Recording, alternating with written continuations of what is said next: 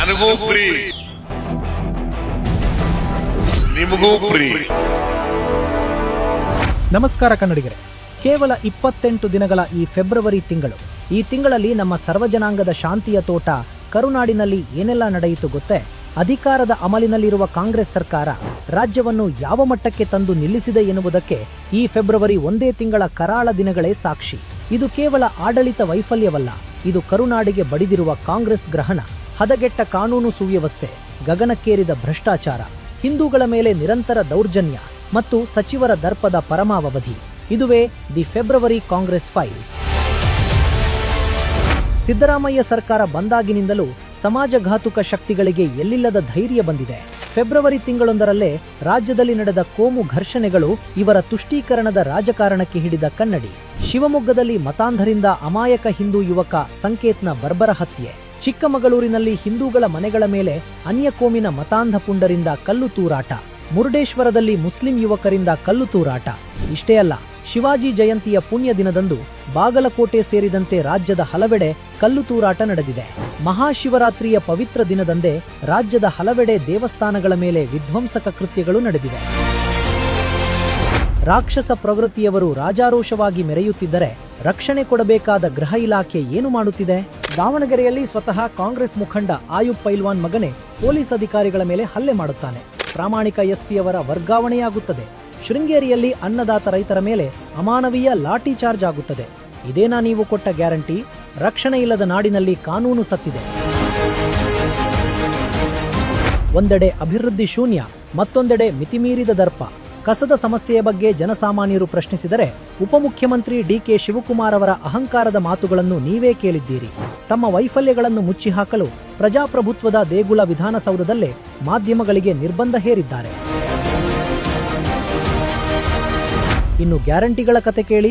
ಸ್ವತಃ D K Shivakumar, D K Suresh, M B Patil ಮತ್ತು H C Balakrishna ಅವರಂತವರು guarantee ಯೋಜನೆಗಳು ಆರ್ಥಿಕ ಹೊರೆಬರಡನ್ ಎಂದು ಒಪ್ಪಿಕೊಂಡಿದ್ದಾರೆ.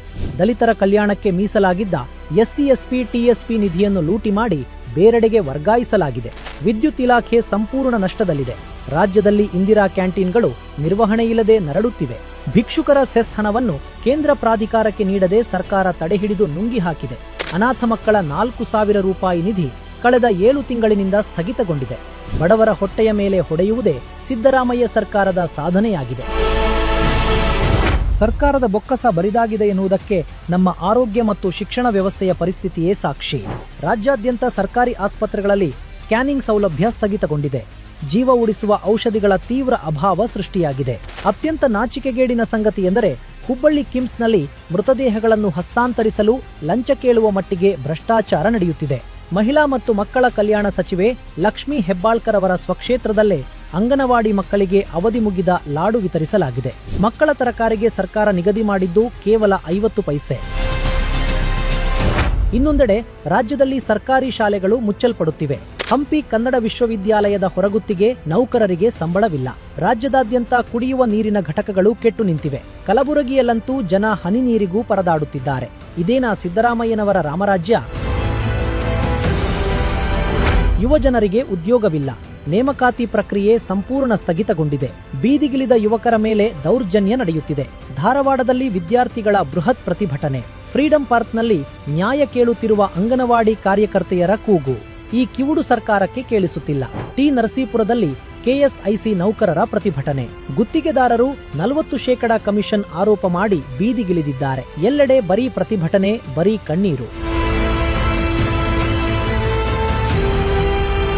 ಕನ್ನಡಿಗರೇ, ಇದು ಕೇವಲ ಫೆಬ್ರವರಿ ತಿಂಗಳ 28 ದಿನಗಳ ರಿಪೋರ್ಟ್ ಕಾರ್ಡ್ ಮಾತ್ರ. ಗ್ಯಾರಂಟಿಗಳ ಹೆಸರಿನಲ್ಲಿ ಅಧಿಕಾರಕ್ಕೆ ಬಂದು ಅಭಿವೃದ್ಧಿಯನ್ನು ಶೂನ್ಯ ಮಾಡಿ ಕರುನಾಡನ್ನು ಭ್ರಷ್ಟಾಚಾರದ ಕೂಪಕ್ಕೆ ತಳ್ಳಿರುವ ಈ ಕಾಂಗ್ರೆಸ್ ಸರ್ಕಾರದ ಅಸಲಿ ಮುಖವಾಡ ಈಗ ಕಳಚಿದೆ. ಹಿಂದೂಗಳ ಮೇಲೆ ದೌರ್ಜನ್ಯ, ರೈತರ ಮೇಲೆ ಲಾಠಿ, ಯುವಕರಿಗೆ ನಿರುದ್ಯೋಗ, ಆಸ್ಪತ್ರೆಗಳಲ್ಲಿ ಭ್ರಷ್ಟಾಚಾರ. ಇದೆಲ್ಲವನ್ನೂ ನಾವು ಇನ್ನೂ ಎಷ್ಟು ದಿನ ಸಹಿಸಬೇಕು? ರಾಜ್ಯವನ್ನು ಉಳಿಸಲು ನಾವು ಎಚ್ಚೆತ್ತುಕೊಳ್ಳುವ ಸಮಯ ಬಂದಿದೆ.